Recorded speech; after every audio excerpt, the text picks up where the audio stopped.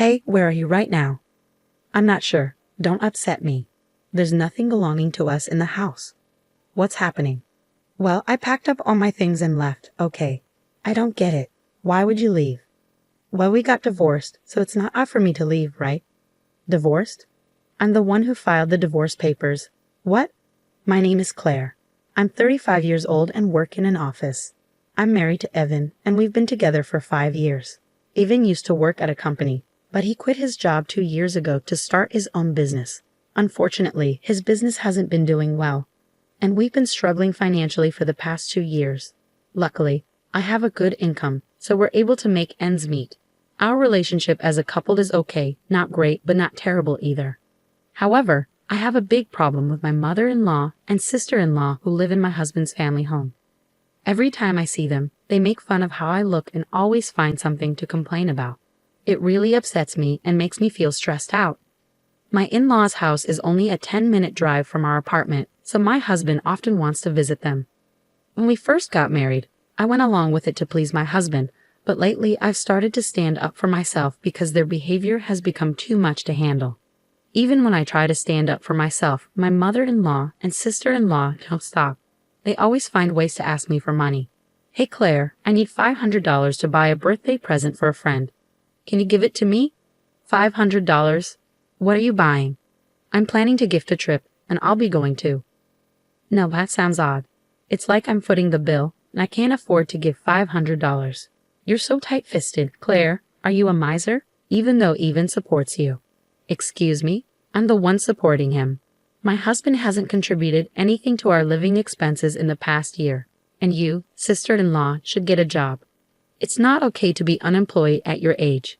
Why does my mother-in-law accept my sister-in-law's unemployment? I wanted to say all of this, but my husband interrupted. Hey Claire, I have a friend's birthday coming up. I want to buy a present, so could you give me $500?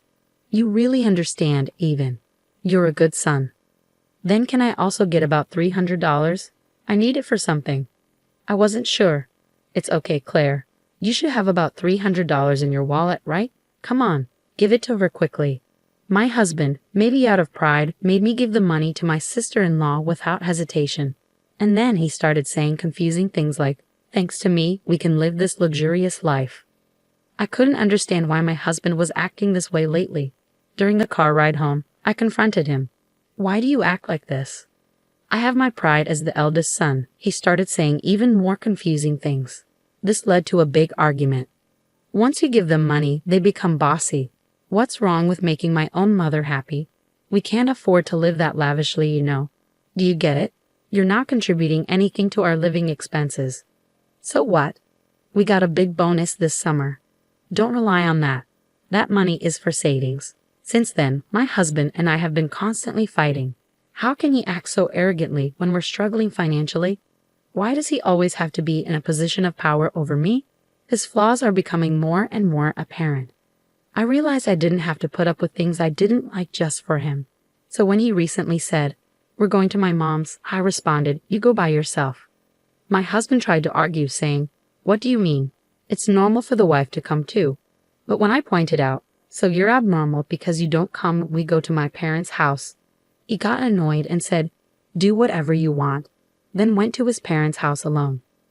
A weekend without my mother-in-law and sister-in-law was such a relief. It felt so comfortable and nice.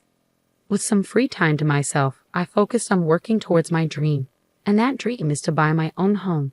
I spent time researching online and ordering brochures. My dreams and aspirations were growing, and just thinking about my new house made me excited.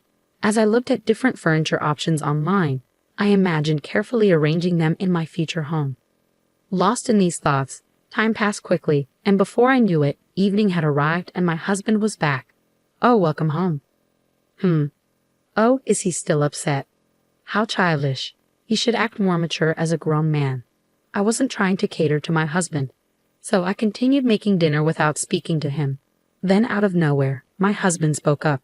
"You've been quite bold lately, huh? Standing up to me and saying you don't want to see my mother and the others." Defying? We're equals in this relationship. Besides, your mother and the others always criticize me, so I don't want to visit your parents' house anymore. That's what I mean by being bold. Normally, wives are expected to obey their husbands. If you say I can't do that, you're talking about divorce, right? Divorce? Are you surprised that I wouldn't mind being divorced by you? But I'm really upset with you. I've already prepared my part of the paperwork, so it can be submitted anytime. I'll let it go this time, but if you defy me again, it'll be an instant divorce. Think about that. With that, my husband smirked and ordered, I'm going to take a bath. Hurry up and make dinner. Once I confirmed he was in the bath, I couldn't help but feel relieved. Yes, now I can end things with that man whenever I want. I cooked dinner happily. From then on, I worked hard to save money. I was almost ready to make the down payment. It was difficult to contain my excitement and keep from smiling, but in front of my husband, I acted calm. Finally, I bought a house in my own name. All that's left is to get a divorce after the house is ready and leave the home I share with my husband.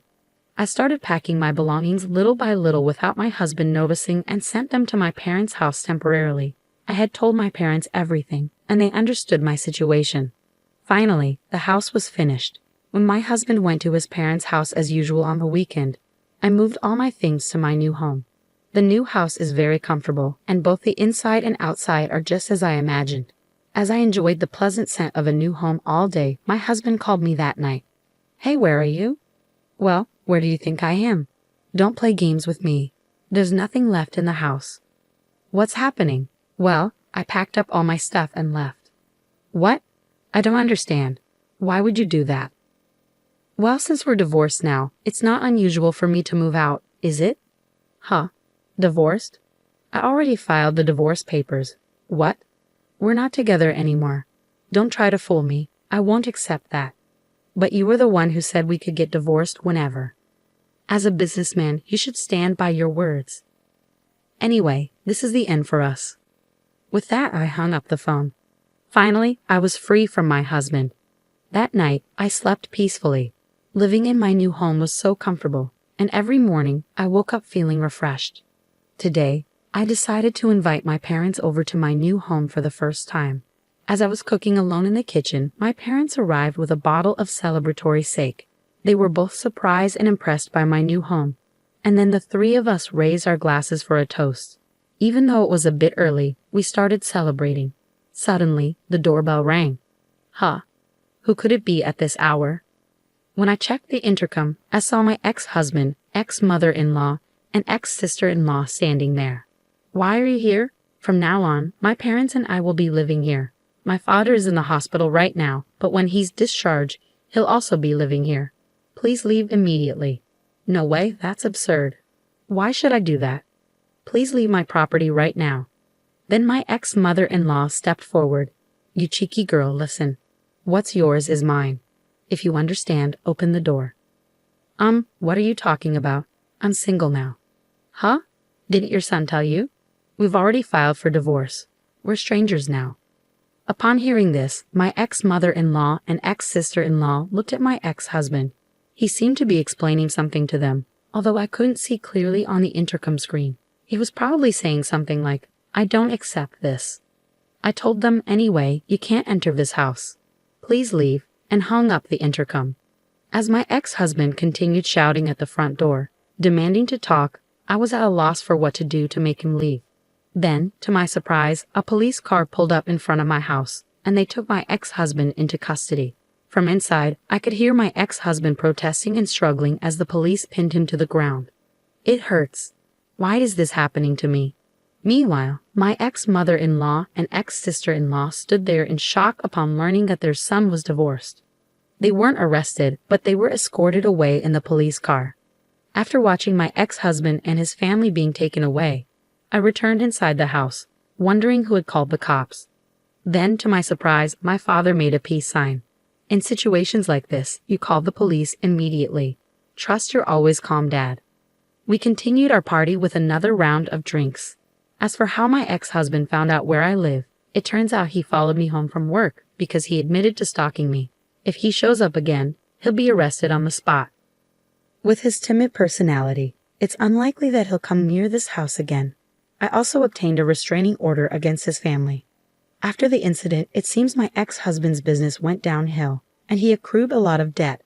With the divorce, the financial support he and his family were relying on from me was cut off. Additionally, with his father in the hospital, they had no source of income, so they had to sell their house. It's a case of reaping what they sowed. On the other hand, I invited my parents to live with me in my new home. They're very happy, calling me incredibly filial, and they're enjoying life in our new home. I want to continue cherishing my parents and live happily as a close-knit family. With his timid personality, it's unlikely that he'll come near this house again. I also obtained a restraining order against his family.